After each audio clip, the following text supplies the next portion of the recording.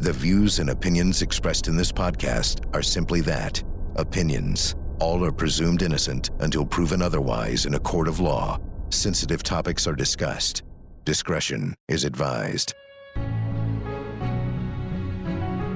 On this week's Court TV podcast, Court TV's Chanley Painter joins me again from Fairfax County, Virginia, where Johnny Depp's team is winding down his case in chief. We'll review all of the big moments, plus preview what to expect when Amber Heard gets to present her side of the story. This is the Court TV podcast with Vinnie Politan.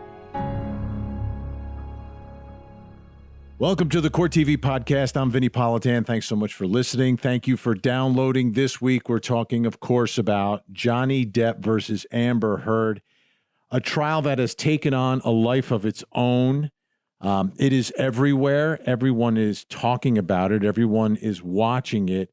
But there's only one network that is covering it the way that it needs to be covered, and that's Court TV. Our cameras, our microphones are inside the courtroom, and our people on the ground in Fairfax County, Virginia, getting a firsthand look at everything that is happening. So like to bring in Court TV legal correspondent Chanley Painter, who has been there since day one. Hey, Chanley, just off the top here, before we get into what is being said inside the courtroom and the evidence and the testimony, just describe for me how this scene down in Fairfax County has evolved since the beginning of this trial, because I speak to you every time about this, but it seems every time I talk to you, it just seems to get bigger and bigger is I guess the best way to describe it. Yeah, it's like snowballing or avalanching. And I keep telling you almost every night on your show, we've had the biggest crowd yet. And every day I'm like, there's a bigger crowd today. It keeps growing and growing, Vinny. And, I was outside yesterday when Johnny Depp left the courthouse. It was complete chaos. Dozens and dozens of people lining the road behind the courthouse to catch any sort of glimpse of Johnny Depp, to the point that they were yelling, screaming, chasing his SUV, trying to throw gifts into him, touch his hand out the window. I was really concerned for some of their safety, actually, Vinny. Yeah, and I think, as the trial began, I don't know if people necessarily knew this thing was coming. It sort of snuck up on America. And then once Court TV and others who are taking our pool feed that we're providing, started showing this to the world, people started to notice. And I think it's taken some time for them to figure out where Fairfax County, Virginia is, but quite a different scene than week one of this trial down in Fairfax County, Virginia. So let's get into the courtroom now. And this has been a trial where Johnny Depp is suing for defamation. I mean, the point of his case is to prove that Amber Heard was not a victim of domestic violence at his hands, right? Like, he did not abuse her. When she said that she was abused by him, she was lying and she was defaming him and she damaged him. But much of this has also focused on the fact that Johnny Depp is saying, not only did I not abuse Amber Heard, but she was abusing me. And he's testified about that, and we've talked about it, but he's got some witnesses who he's put on the stand, including his bodyguard, talking about this. Let's take a listen. Can you generally describe for us what you remember about the marks you saw on Mr. Depp? What I noticed straight away was most of these marks and most of these things through my training is happening in the left-hand side of his face. And it would be scratches on his neck, maybe a fat lip in the corner, maybe a bruising on the eye socket.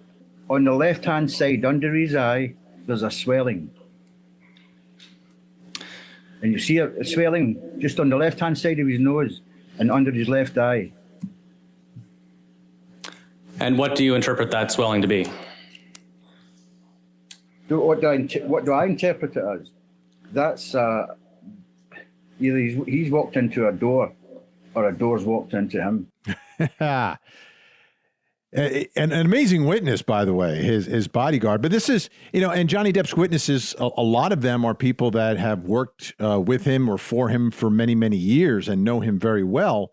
But it seems the picture that Johnny Depp is painting is that the abuse at the hands of Amber Heard for him as a victim began early on in this relationship. Yeah, basically almost towards the beginning of the relationship. And it, according to Johnny Depp's testimony, started out well with Amber Heard. She was wonderful by all accounts. And he said it was about a year and a half into the relationship with her that he started to notice some red flags in her behavior, in her wanting to control him, and in how she could just go from 0 to 60 in no time, Vinny. And he described that on the witness stand. But then now to see and hear from his bodyguards who spend a lot of time with him. There's been a handful of bodyguards on the stand so far, and each offer something unique here. And this was one of the first photos through this witness that the jury was able to see a potential bruising to Johnny Depp during his honeymoon, Vinny. On the honeymoon. And it happened on the Orient Express, didn't it? Right. The Orient Express. And of course, that's Malcolm Connolly talking about how he noticed swelling under Johnny Depp's left eye, and that it was really contentious honeymoon. Can you believe it? A honeymoon. And he feared for his boss's safety. That's unbelievable. You've got a bodyguard, and the picture that Johnny Depp and his team are painting in the courtroom is that part of their job was to keep Johnny safe from Amber. And it's fascinating. It's shocking. I didn't expect this twist in the whole case. I thought it was going to be, no, I didn't abuse her. No, I didn't abuse her, and she was abusing me. Now, let's get back to her, because there was a witness who testified, the concierge from where they lived. I guess that's what we could call him. And sort of an independent witness, right? Because he's not directly on Johnny Depp's payroll. Let's take a listen to what he has or has not ever seen. They asked me if I remember seeing anything. I said, I just don't recall seeing any marks and bruises, because she was just sitting in front of me. I just don't remember seeing anything. Just don't remember. How it would have been so obvious, like someone had like a black eye, I would have like, whoa, I would have seen that, and I would have remembered. She was like 3 feet away from me. She was right in front of me. I just don't remember seeing any marks, bruises, or anything. But you don't know whether she was wearing makeup to cover it, do you? No, I don't know. She was wearing any makeup to cover it, probably. The probably would cover any bruise, but you cannot cover the swelling. Were you looking for swelling? No. Like I said, I was not looking for anything. I always make eye contact with someone that I'm talking to, but I'm not looking to find something like oh, your makeup is wrong, you haven't have changed your eyebrows, or your eyelashes are not even, or I'm not looking for anything. I'm just looking at their eyes, and I'm not looking for anything else. But if I see something, I will probably will remember. If you saw something, right? Yeah, I would have probably would see, like if she had a swollen, like if she was wearing makeup, probably would have seen the swollen. I probably would remember that. But I was not looking for anything. I was like, How swollen was Amber on the 25th of May? How swollen was her cheek? Well, according to the pictures I've been seeing right now that you're showing me, it was pretty swollen. I probably will remember that. This was a witness, Chanley. Describe for us where he's testifying from, what he's doing while he's testifying, because this was an amazing moment in the middle of this trial. Vinny, I've never seen a deposition quite like this. Bizarre, I think, is a good word to describe Alejandro Romero, who didn't really seem like he wanted to comply with his subpoena for this deposition. He's in his car, first of all, and he's a little impatient with some of the questions and the answering, and seems to be stressed to the point that he starts vaping, but it's off camera at first, Vinny. So he kind of leans to the side off this cell phone video, by the way, for this deposition. and you can see some smoke puffing over him. We're a little curious as to what he's doing. And finally, he just doesn't care anymore. He just vapes on camera as he's answering questions. And then he drives away while answering questions. And the look on the judge's face, though, when this ended, priceless. The bottom line, though, he's a reluctant witness, but he's somewhat independent. He's not on Johnny Depp's payroll. Right. He is someone who saw Amber Heard and said he did not see any of the bruising. And this is significant because this is around the time and the injuries that the defense alleges happened to her that were the subject of the restraining order, right? Yeah, Vinny, this is the day before Amber Heard goes to court and files an ex parte temporary restraining order and shows the world her bruised face. And Alejandro Romero talks about seeing her the day before. We just heard him. He doesn't notice anything on her face, no swelling, no bruising, redness, anything like that. He couldn't say whether or not she was wearing makeup, but he said it would be pretty obvious if she was. So that is huge for Johnny Depp's case. And again, he's just someone that worked in the building. He manned the front desk at the Eastern Columbia building where they lived. And where this takes us is to the point that it seems Johnny Depp's team will argue that these bruises that we see in video of her walking out of the courthouse after getting that restraining order against Johnny Depp, he wasn't there, but we see her walking with her people. She's got a bruise on her face. Then it would have to be self-inflicted, I think, is the argument that Johnny Depp and his team are going to have to make here. Yeah, that is what they will argue. This was made up. This was framing Johnny Depp. This was all a hoax, according to Johnny Depp's team, because Romero's not the only witness that they called to talk about in the days after that incident on May 21st, 2016. Nobody noticed any injuries to Amber Heard's face, and they saw her in good lighting. They didn't notice any makeup covering anything. And this restraining order, Vinny, filed 6 days after this abuse incident happened, and she all of a sudden has bruises. That is where Johnny Depp's case is going. And it's not really the only testimony this jury's heard about post-incidents and people seeing her without any alleged injuries. And if the jury believes that she is setting him up there, they may very well discount all of her testimony. They could discount her entire story because they could believe, and there'll be a jury instruction, that if you think she lied about this, and just human nature tells you, if you're going to set him up with this, and if they believe it, right, they have to believe it first, but if they believe this whole thing was a setup based upon getting a better divorce settlement or for whatever reason, then they may very well not believe anything she says when she gets on the witness stand. That's why this is such an important issue for Johnny Depp and an important issue for Amber Heard as well. Okay, let's get back to Johnny Depp and Johnny Depp as a victim here, which is, again, part of what the case, the plaintiff's case, Johnny Depp's case is all about. Here is his bodyguard.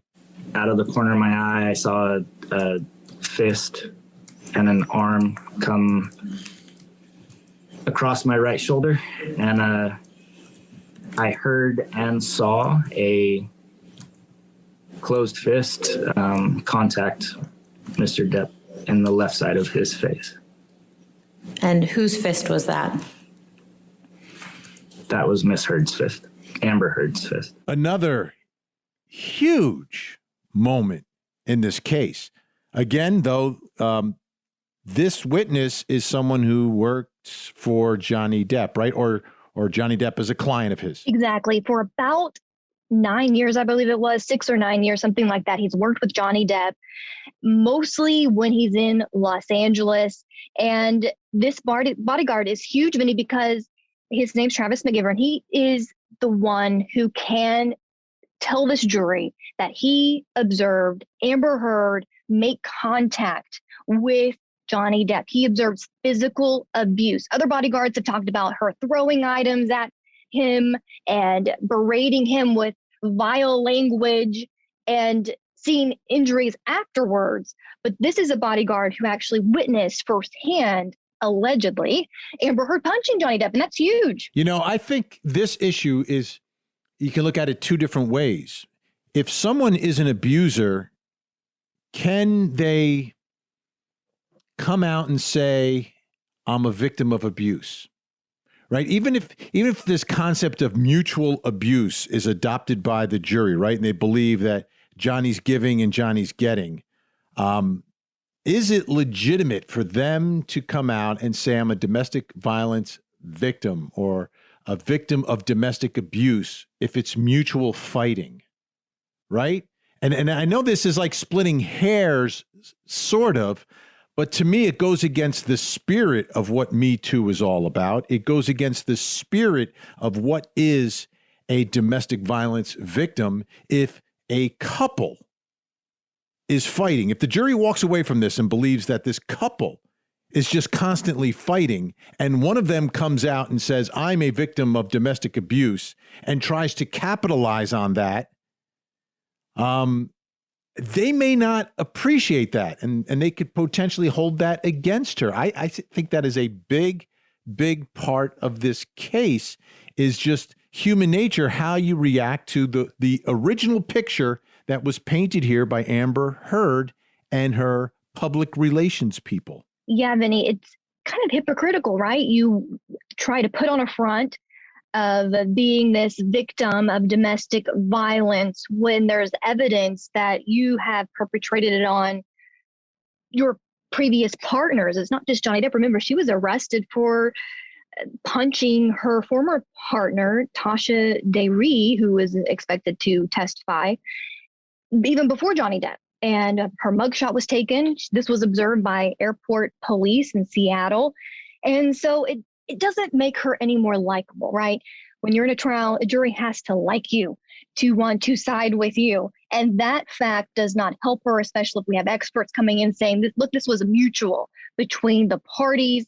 And, there is a way for this jury to account for that in a civil verdict, right? Absolutely. I look at this case and as the evidence is coming in, and again, we are halfway through. We're only through Johnny Depp's case. So as in any criminal case, you'd expect the evidence to be tilting one way at this point of the trial because the other side hasn't presented their witnesses. But if the jury believes this half of the case and they believe the second half of the case, then it's a case of mutual abuse. And are you legitimately a victim of abuse if you're giving and getting? It seems like it's more like a fight. It's more like a toxic relationship, and it's disingenuous.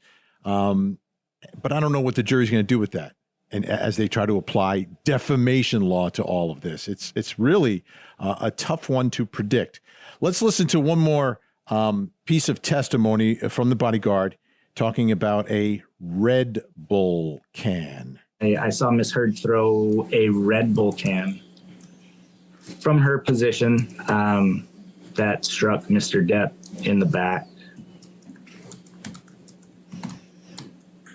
Anything else that you recall? At that point, I moved closer to Mr. Depp. I didn't care that I was in the middle of their conversation at that point. I didn't want my client getting hit with anything else. So I stood right by Mr. Depp. The verbal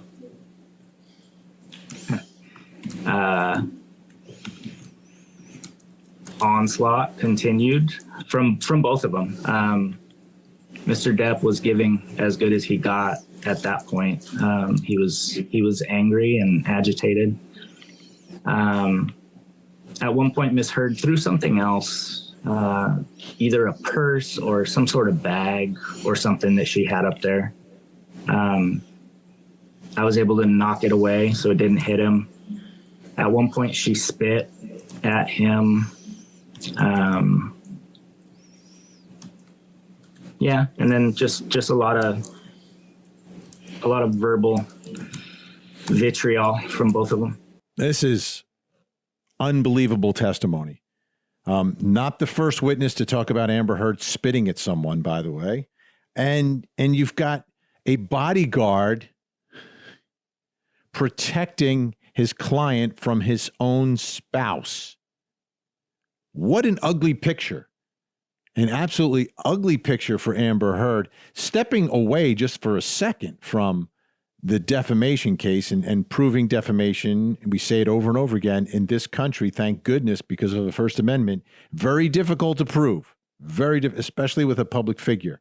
That being said, this case put in by Johnny Depp and his team was extremely powerful and game-changing, I think, in the way everyone is looking at this relationship. Because if you go back in time, I didn't pay close attention to it, but I just remember headlines. Oh, Johnny Depp, yeah, he drinks too much, and I guess he beats his wife, period. End of story, and end of Jack Sparrow. But kind of a different picture that has been painted inside that courtroom, Chanley. Yeah, the bodyguards really all corroborate each other's story. I mean, all really Depp's plaintiff witnesses, you can see elements of corroboration, of consistency in their statements for how they describe Amber Heard and how she was in the relationship with Johnny Depp. And that's important, of course, for his case. But what really sort of, your heart goes out to Travis McGivern, because at one point in his testimony, he talked about it was his fault almost that he couldn't protect his boss. That's what was coming across in the courtroom, that he failed his boss. And there he talks about Johnny Depp having a nice shiner under his eye after Amber Heard punched him. And he says, Johnny Depp turned to me and said, pointed to it and said, "This is your fault." And he said, "Yes, that was my fault. I should have protected him. We knew how she was." And that does not look good for Amber Heard. Like you said, we will hear her side of the case when that begins. But in that courtroom right now, Vinnie, that is the picture that they have painted about who Amber Heard is in those situations. And not only have they heard it from testimony, they heard it in recordings, Vinnie, too, how she berates him and yells at him in those heated moments. Absolutely. And they've seen the photos of Johnny Depp as well. They've seen his face beaten up or bruised up. However, maybe the defense has another explanation how it all happened. It's unbelievable. So this part of the case we've been talking about is really connected to the liability aspect, which is, okay, did Amber Heard lie? Did Amber Heard abuse Johnny Depp? Did Johnny Depp abuse Amber Heard? So that's all connected to the liability aspect of the civil case. But there's two pieces, right? There's two pieces to a civil case. Johnny Depp has to prove, number one, that she lied about him. But he also has to prove damages, that these lies have resulted in damages. So when we come back, there was some interesting testimony kind of taking us inside the Hollywood world about Johnny's alleged damages. We'll talk about that when we come back.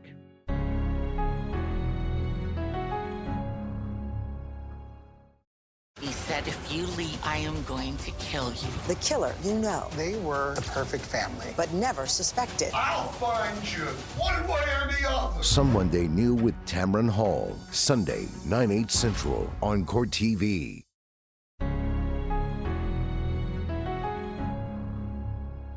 Do you believe that the filing of this lawsuit reflected in Carino Deposition Exhibit number 14 and the attendant publicity has had a negative impact on the reputation and career of Mr. Depp? No. And why not? Because I've stated previously, it's not about the filing of a lawsuit. It's about the coverage. My opinion of what Johnny's reputation today is one of the finest actors of his generation. Reputation. That is a huge issue in a defamation case, because that's part of what you've got to prove, is that you've damaged the reputation and it's resulted in financial damage. And Johnny Depp, if you go back in time, I think it's 2012, set the Guinness Book of World Records for highest paid actor of all time. Okay, back in 2012. You flash forward 10 years where we are now, and he's not getting the big studio projects. They're just not happening for Johnny Depp. And he is pointing to Amber Heard as being the reason why. Her alleged lies impacted his career, damaged his reputation, damaged his ability to make money, those big blockbuster movies. Chanley Painter, Court TV legal correspondent, is still with us. This was a fascinating look inside the world of Hollywood and how it works, because Johnny Depp was on a roll with Pirates of the Caribbean, or Pirates of the Caribbean, depending upon, Caribbean, where you're from. Fantastic movie series, by the way. Absolutely. And he had done 5 of them. And we've heard testimony about what was happening during the filming of Pirates 5. That's when Johnny Depp's finger is severed, either by his own actions or by the actions of Amber Heard. But then 6 has never occurred, has never happened. And Johnny Depp is not getting the big roles anymore. And that seemed to be crystal clear inside the courtroom. And not just by one witness, multiple witnesses have been put forth by Johnny Depp's case to basically say the same thing, that ever since the allegations from Amber Heard were released that he was a domestic abuser, particularly, of course, since the op-ed in 2018, because that's why we're here, that he has not had any major studio roles. And they put on experts in the entertainment industry with decades of experience. They put an expert on social media and internet analytics, Vinnie, who studied Q scores to show that his popularity over the years has waned because of these allegations.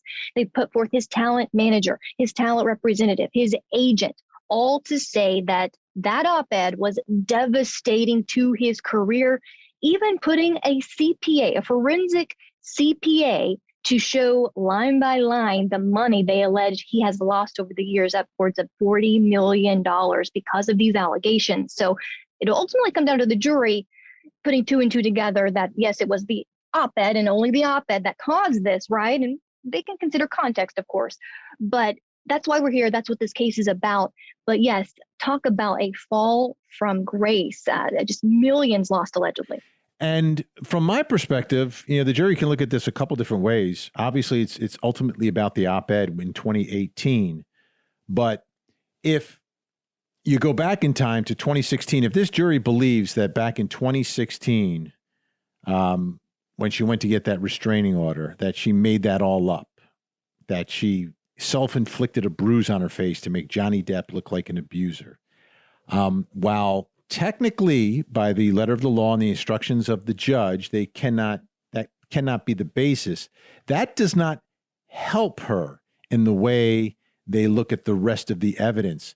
And I think for this jury, it may be challenging at times to distinguish between actions and what has occurred between these two in a continuum of this relationship. And exactly what the cause and effect is, right? Are the allegations in 2016 the cause, or are the reinstitution of these allegations 2 years later the cause? And the Amber Heard's team is really trying to go back in time. Like Amber Heard's team would say, hey, if you believe it was the 2016 allegations and it is what caused it, then we win. But you win the battle, but you lose the war, in that you're really arguing that, yeah, your client destroyed his career. And if the jury believes it was all made up, I mean, I don't know if they would argue to the jury, even if you believe Amber Heard made it all up in 2016, if that was the cause, then, you can't say that. So I think underneath all of this, we can't lose sight of the big picture that's been painted so far. And I keep saying painted to Chanley Painter, ladies and gentlemen. Do you notice that? That's being created inside this courtroom can be extremely powerful and persuasive on the jury, I think. Absolutely. And remember, the defense not only points to other negative publicity, which they put forth in a giant stack of papers. I remember that moment when Johnny Depp was testifying, handed him this giant stack of negative headlines in the months and years leading up to the op-ed in 2018, saying that his career was already going downhill. And it was his own fault, Vinnie, because he was abusing drugs and alcohol. He was late for set. His movies weren't doing as well as the box office because his popularity was going down. And so that's the theme of her case, is it was something else. He had already been on the demise before 2018. Plus, they also started to point yesterday really heavily to the son. UK article, which he also sued them for libel. That was before this op-ed and that judgment that happened before this. So, however, Johnny Depp's team does say that while, yes, those 2016 allegations affected him and his work, he was still getting work, Vinny. He was still scoring movies. Pirates of the Caribbean was still in the works for number 6. And it was after this December 2018, I think just 3 days after this op-ed, talk about timing, right? Disney dropped him for good. So I think that's really strong for Johnny Depp. Yeah. To me, a timeline sometimes 2 + 2 does equal 4. Like, you're going to tell me that they dropped him, but it was 3 days after the op-ed, and that has nothing to do with it. I mean, it has. To me, that's a tough argument to be made by Amber Heard. Let's take a listen to Johnny Depp's current agent describing how this op-ed impacted his client, Johnny Depp. How, if at all, was the op-ed different from other articles you had read about the Johnny Depp-Amber Heard relationship? It was a first-person account coming from the victim. It's extremely impactful. Impactful in a good or bad way? With respect to Johnny, it was catastrophic because it was coming from a first-person account. It was not from a journalist. It was not from someone observing. It was from someone saying, "This happened to me." I think he's right on there. That to me, that really resonated with me. That little piece of testimony. It may not seem like a lot, but Hollywood actors, when they're up top, a lot of times there are hit pieces and attack pieces, and that's a reality, right? But it's much different if the so-called accuser or alleged victim comes forward, then it amplifies it. And after she came forward, all of a sudden he gets dropped from Pirate 6, Chanley. That's right. And it's the height of the Me Too movement, back in 2017, 2018. And there's been testimony that even some of these Hollywood corporations have this new clause that was created back then, where if allegations are put forth, it gives them the right to terminate whoever it is without cause and to believe these accusations without a trial or without vetting them first. That's the climate that this was all happening in at that time. And I think that's something that Johnny Depp's team continues to bring up for a reference point about how damaging this really was to his career, because he was put out there with Harvey Weinstein and all the others who were put on trial for what they had done. And we saw it. I mean, it seems like ages ago, but it wasn't, the height of the Me Too movement. We saw careers ended like that. I mean, they just ended. And, if you're someone like Matt Lauer, who was working at a daily job, it was very clear to see when it ended, right? Is when he stopped showing up on the Today Show. But for an actor, it's different, right? Because it's not like every day you see an actor going to work. I mean, they're filming something and then 2 years later it comes out. So you don't quite have that same feel for it as a member of the public. But that's the one thing that I think Johnny Depp's team did a good job of putting in front of this jury, which is important because it's an element of what they need to prove. Exactly. That's why we're here. That's inherent in defamation, right? You have to have an injury to your reputation and have suffered damages. So that's why it is so important, and to pinpoint it to this article, which is troublesome, it seems at times. I think the defense will really try to point out in their case as it starts other causes, other reasons, as they have been on cross-examination and putting forth through these witnesses. So I think that's really what this is going to come down to, Vinny, because that's, we have all these years of context and allegations, all this soap opera we've been hearing. But the question for this jury is quite limited. It really is. It really is. And I wonder, I always think about, is the point of this suit really to win the defamation, or is it to win the court of public opinion? We shall see. Chanley Painter, I know you've got to get back inside the courtroom because that's where she is all the time down in Fairfax County, Virginia. I'm a professional jury watcher. There you go. Thanks so much, Chanley. Thanks, Vinny. When we come back, I want to talk about the public relations, the PR nightmare that this case is and has been, and Actually, this entire trial exists because of a PR nightmare.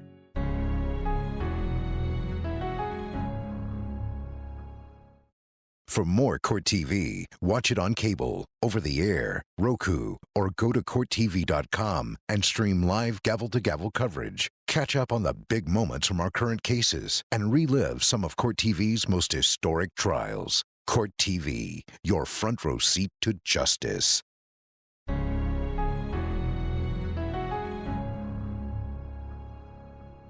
From my perspective, this entire thing that we're seeing play out down in Fairfax County, Virginia, Johnny Depp versus Amber Heard, is just PR gone wild. Public relations gone wild on many different levels. And I want to begin with why this trial is even happening. It's happening because of bad public relations, bad PR, okay? And I say that because it all reverts back to the op-ed, which Amber Heard put out in 2018 in the Washington Post. But if you look at where that op-ed really came from, it didn't come from Amber Heard. It came from the ACLU, the American Civil Liberties Union PR department. Yes, it came from the ACLU's PR department because after she split from Johnny Depp and they had their final divorce settlement agreement, right, and their non-disclosure agreement, she said she was going to donate the $7 million that Johnny Depp was giving her to two charities, one of which was the ACLU. So in some respects, she had sort of promised the ACLU, you're going to get $3.5 million. ACLU pretty happy about that. So their PR department says, hey, let's make this into an op-ed and we'll get some press out of it. It was a PR stunt. And they actually write the op-ed. The ACLU PR department writes the op-ed. They do a first draft. Johnny Depp's name is all over the thing. Amber Heard and her team and her lawyers look at it and say, well, we can't do that because we have a non-disclosure agreement with Johnny Depp. You know, you get a divorce, you get a bunch of money, you end up signing papers saying we're not going to talk about each other anymore. So they tried to be a little cute about it and write about her alleged abuse at the hands of Johnny Depp without actually using Johnny Depp's name. And this is why this happened, because there's a non-disclosure agreement. Then all of a sudden, Johnny Depp sees this op-ed. He knows it's about him. And there's an article in USA Today saying this is about Johnny Depp. And all of a sudden, it becomes a PR nightmare, which results in a lawsuit now that has become the biggest PR nightmare in Amber Heard's career. Because it's not playing well for her. I mean, this trial is going so bad for Amber Heard right now. And I'm not saying in the courtroom in front of the jury. I'm saying publicly that she fired her PR team and hired a brand new team just as she's getting ready to take the witness stand. So she knows this thing is a nightmare for her, but it was a nightmare created by another PR department. So, and don't forget about the timing of this. This was released like right before Aquaman, or within a week of Aquaman, her first big blockbuster movie that she was starring in. Like the whole thing's a publicity stunt, like using Me Too to get some publicity for your movie. That's how it's playing out right now publicly, which turns the whole thing into a PR nightmare and a half. Now, she's hired a new PR firm. And my guess is, like every other PR firm, they're going to try to control the story and use that word that we hear all the time now, control the narrative. But here's the problem. You know, the first trial that happened over in the UK, PR people could have some impact perhaps on controlling the narrative there. The narrative was really controlled by journalists who were inside the courtroom reporting on it because there were no cameras, no microphones. So the public never got to see and hear the evidence in that case, right? Or the arguments. What they saw was secondhand accounts, and they saw it through the filter of whatever journalists wanted to see it through. And if those journalists kind of lean a certain way and lean a certain way when it comes to Me Too issues, et cetera, that's the filter through which the public was being fed all the information from the first trial. So the narrative there could be controlled somewhat because it's all secondhand. But now court TV cameras and microphones are inside the courtroom. You can't control the narrative. The public sees and hears all the evidence firsthand. They make up their own minds. And what's happening right now, overwhelmingly, is support for Johnny Depp and an anti-Amber Heard sentiment. For instance, if you look on TikTok, and I did this yesterday, the hashtag Justice for Johnny Depp versus the hashtag Justice for Amber Heard, right? Justice for Johnny Depp, 6.6 billion views for that hashtag. 6.6 billion. For Amber Heard, 24.5 million. Now, it's not an exact science, but that kind of gives you an idea of what's happening and why she fired her PR firm and hired a new one. But the public is seeing and hearing the evidence, and the public that is talking about it on social media is overwhelmingly pro-Johnny Depp. Should have no influence whatsoever on the 7 jurors who will decide this case, but gives you an idea of what's happening in the public square where people are talking about this case. And that's the advantage that court TV gives you with cameras and microphones inside a courtroom. You don't have to rely upon some reporter who has their own little way of looking at the world, giving you the information and telling you what's happening in the courtroom and trying to somehow color your opinion of the case. Instead, you see and hear the evidence, you make up your own mind, just like the 7 jurors will make up their own minds collectively and come to a verdict in this case. So if you take a step back and look at what's happening there and saying, oh my goodness, this is crazy, what is happening? From Amber Heard's perspective right now, it's a PR nightmare. And for Johnny Depp, it's a PR dream. Because you have to remember where Johnny Depp began this case. For many people, he began this case as someone who was canceled. He was canceled. And now he's trying to get his reputation back, trying to get his name back, and trying to let the public see what was actually happening in their relationship, that it wasn't as simple as drunk man beats woman. It's much more nuanced, much more complicated. And I think we are seeing that play out.